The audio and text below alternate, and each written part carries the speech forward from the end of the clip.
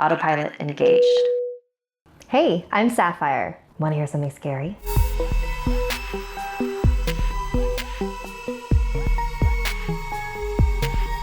From cautionary tales about technology to creepypastas that will keep you up at night, this next volume is all about the internet.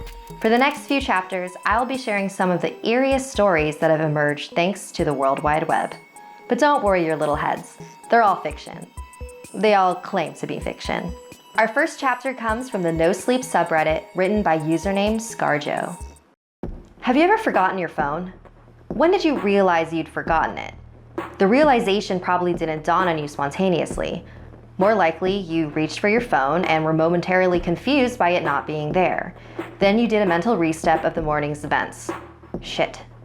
In my case, my phone's alarm woke me up as normal, but I realized the battery was lower than I expected.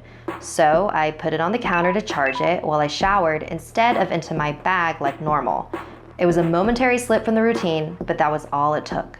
Once in the shower, my brain got back into the routine it follows every morning, and that was it. Forgotten. This wasn't just me being clumsy, as I later researched. This is a recognized brain function. Your brain doesn't just work on one level, it works on many. Like when you're walking somewhere, you think about your destination and avoiding hazards, but you don't think about keeping your legs moving properly. I wasn't thinking about regulating my breathing. I was thinking whether I should grab a coffee on the drive to work. I wasn't thinking about moving my breakfast through my intestines. I was wondering whether I'd finish on time to pick up my daughter Emily from daycare after work or get stuck with another late fee. This is the thing. There's a level of your brain that just deals with the routine so that the rest of the brain can think about other things. Most people call it autopilot, but there's danger there. If you have a break in your routine, your ability to remember and account for the break is only as good as your ability to stop your brain going into routine mode. But I didn't stop my brain entering routine mode. I got in the shower as normal, routine started, exception forgotten, autopilot engaged. I showered, I shaved, the radio forecast amazing weather, I gave Emily her breakfast and loaded her into the car.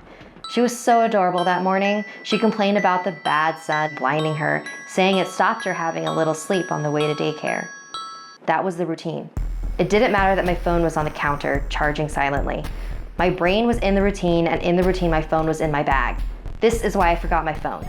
Not clumsiness, not negligence, nothing more than my brain entering routine mode and overriding the exception. Autopilot engaged. I left for work. It's a swelteringly hot day already. The bad sun had been burning since before my traitorously absent phone woke me. The steering wheel was burning hot to the touch when I sat down. I heard Emily shift over behind my driver's seat to get out of the glare.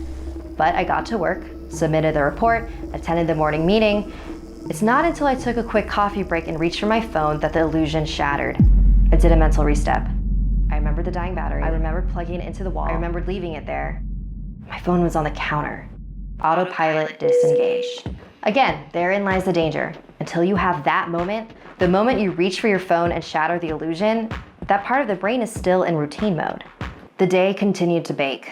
The morning haze gave way to the relentless fever heat of the afternoon. People swapped coffees for iced smoothies, jackets discarded, sleeves rolled up, ties loosened, brows mopped.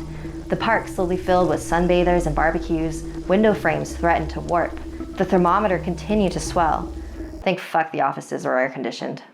Still cursing myself for forgetting my phone, I drove home. The day's heat had baked the inside of the car, releasing a horrible smell from somewhere. When I arrived on the driveway, the stones crunching comfortingly under my tires, my wife greeted me at the door. Where's Emily? Fuck. As if the phone wasn't bad enough. After everything, I'd left Emily at the fucking daycare after all.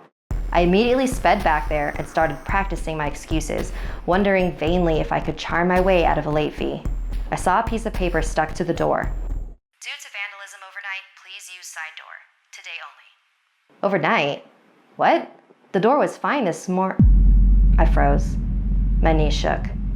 Vandals. A change in the routine. My phone was on the counter. I hadn't been here this morning. My phone was on the counter. I'd driven past because I was drinking my coffee.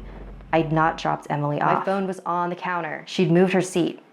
I hadn't seen her in the mirror. My phone was on the counter. She'd fallen asleep out of the bad sun. She didn't speak when I drove past her daycare. My phone was on the counter. She changed her routine. My phone was on the counter. She changed her routine and I'd forgotten to drop her off. My phone was on the counter. 9 hours. That car. That baking sun. No air. No water. No power. No help. No help. That heat. A steering wheel too hot to touch.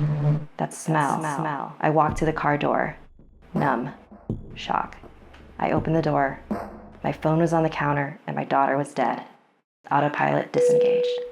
Want something scary for your walls? We have a limited edition poster available for purchase.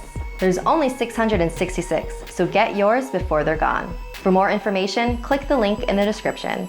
Like this video if it gave you the chills, and don't forget to subscribe to Snarled and check out our other videos.